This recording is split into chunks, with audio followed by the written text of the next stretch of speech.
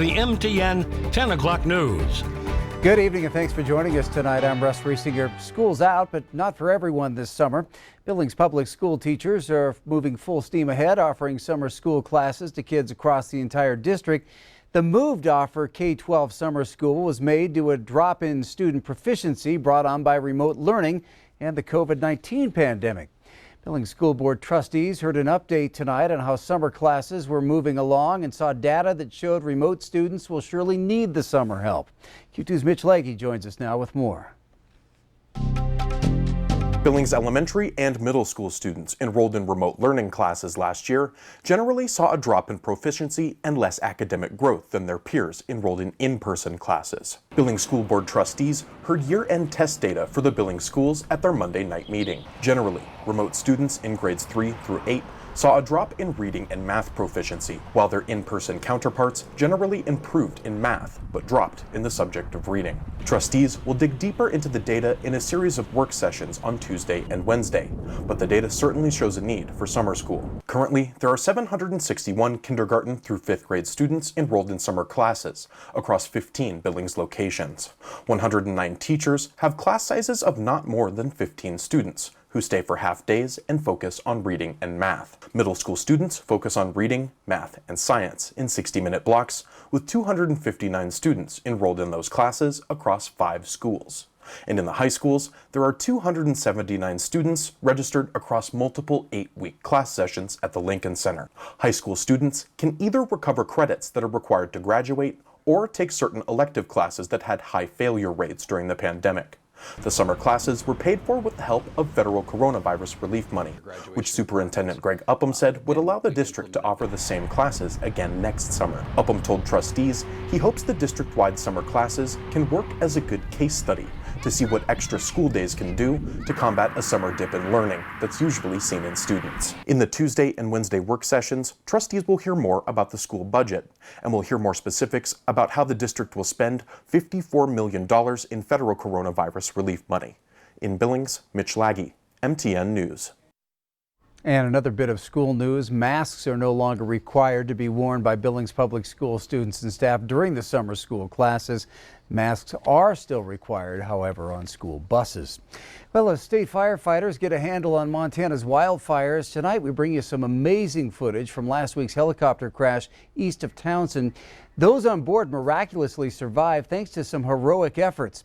MTN's John Riley sat down with an MHP trooper who played a big part in getting the crew out alive. On June 15th, a DNRC helicopter had to make a hard landing while responding to the Deep Creek fire. Thankfully, a Montana Highway Patrol trooper was on scene to help out. I think at one point in my mind while I'm helping them out, I thought to myself, this helicopter could blow up at any minute. On that afternoon, Trooper Amanda Vila was coordinating with the Broadwater County Sheriff's Office for the closure of Highway 12 and was headed to meet up with a deputy. As I pulled in, I could see the helicopter crash right in front of us. I put my car in park, I got out. Initially, I wasn't sure if anybody had survived the crash because I didn't know how far it had dropped from. I noticed somebody trying to get out the window. The video shows Trooper Vila running towards the helicopter. It's upside down, smoke and flames erupting from the aircraft. Once he was out, I yelled at him if there was anyone else inside. He said there's 4 more people inside. I went to the window and then just kind of helped people crawl out onto my back to pull them out of the helicopter. Thanks to the efforts of Vila, the Broadwater County deputy, and fire personnel in the area, everyone escaped without any major injuries.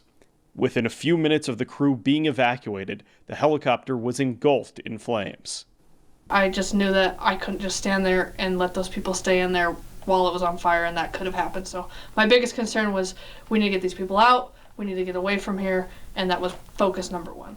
The true nature of a person often comes out during a crisis situation. For Trooper Amanda Vila, that's somebody who rushes into danger, looking for those who are in need and helping where she can.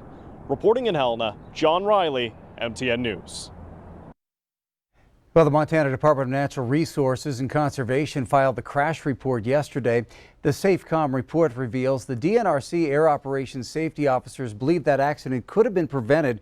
The report states adverse winds played a factor in the hard landing, but had more specific reconnaissance procedures been followed, the pilot would have had more time to evaluate the wind conditions at the helibase. The pilot and crew have opted to retrain for adverse wind factors. A toxicology report, which the pilot insisted on having, did come back clean. And tonight there's good news on the Montana wildfire front. The Deep Creek fire remains under 5,000 acres burned, and that blaze is now 75% contained tonight.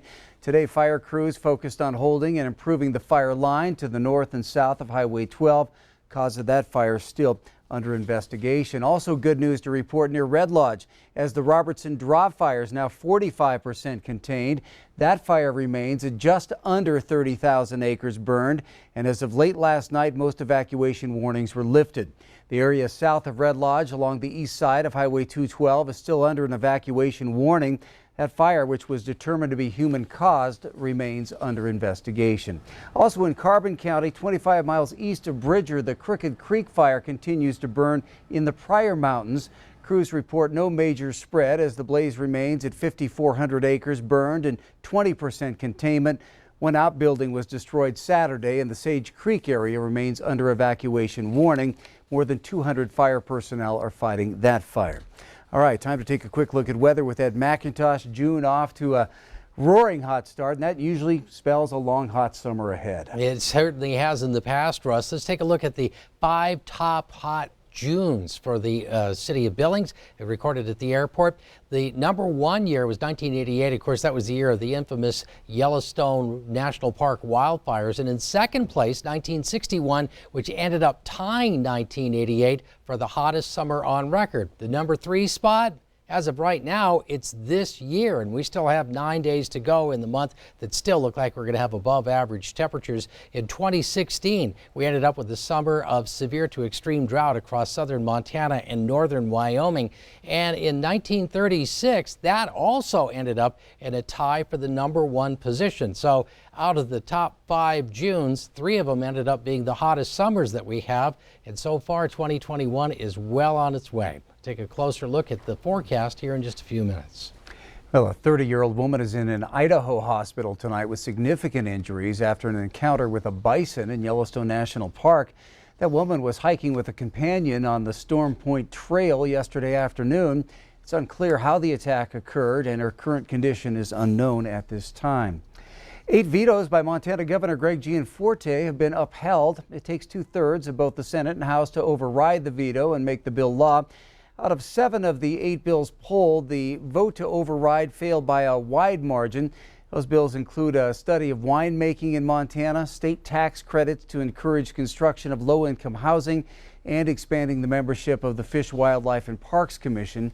Gianforte vetoed 16 bills during his first legislature.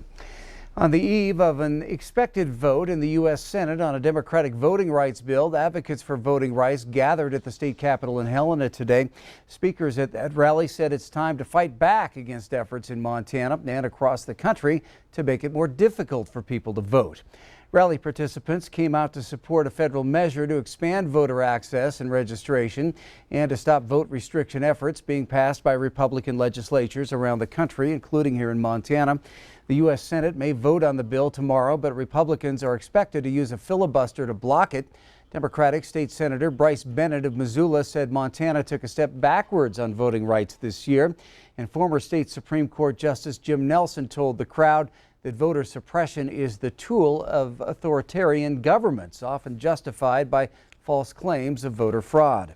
Indeed, democracy cannot and will not survive if the politicians in power degrade, diminish, and destroy the ability of we the people to vote. Those politicians who are telling us that our elections are not secure, that there is voter fraud, that our election results cannot be trusted, are lying. That rally in March was attended by about 100 people. The summer construction season continues to impede traffic around Billings. Tonight, Q2's Brandon Warren takes us just southwest of the city. Elysian Road, which leads to the UPHELD and Josephine communities, will be closed for the foreseeable future as crews work to improve the street. Knife River is we're widening Elysian Road this summer to 3 lanes, and we're putting a roundabout in the center. It's basically from UPHELD Parkway to the Hogan Slough. The road is in close proximity to Elysian Elementary School, which is located on the southwest side of Billings, which is why the construction is being performed in the summer. If everything goes as planned, the work will be finished the week before school starts in August. So the increased development has created more traffic, which requires us to widen the road. Detours are from East Lane to the frontage road. There is a paved bike path on the side of the street, and sidewalks will be put in as more houses at UPHELD continue to be built.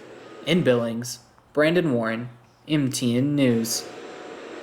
Well, the city expects it will have to widen the rest of the street in the next couple of years. Still ahead on the MTN 10 o'clock news here on Q2, with payments set to go out July 15th. We're breaking down some of your biggest questions regarding the child tax credit. Then a little later in sports, from MSUB to Dealer Park, we'll go into the dugout, meet the woman in charge of keeping the Billings Mustangs healthy. Her story coming up in just a bit.